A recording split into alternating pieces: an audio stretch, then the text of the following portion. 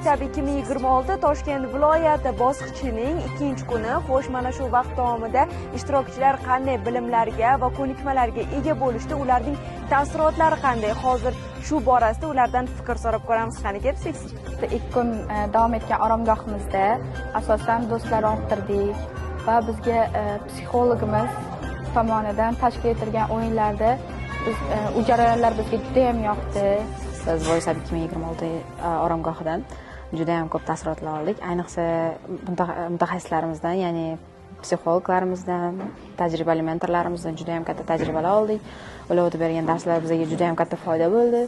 Bizga seminar treningni olib borish jarayonida biz bilan eng quvonarlisi shundaki, biz bilan birga nogironligi bo'lgan shaxslar ham bir joyda, ya'ni biz bilan birlashib qatnashgandan juda ham xursandman. Ham o'z qobiqlaridan chiqib shu seminar treninglarida juda ham faol ishtirok etib, o'zlarining fikrlarini bildirganligi bu juda ham yaxshi belgilardan biri hisoblanadi va men bundan juda ham xursandman. Menga eng yoqqani bu media trening bo'ldi, chunki bizga ajratilgan vaqt ichida biz bu atmosferada har xil suratlar, videolar oldik, bularni montaj qildik va bu biz uchun eng katta xotira bo'lib qoladi. Loyihalar taqdimoti bu juda ham ajoyib bo'ldi hamda fikr mulohaza juda ham boy bo'ldi. O'shaning uchun bu Voysab hamda taqdimot menga ham yoqdi.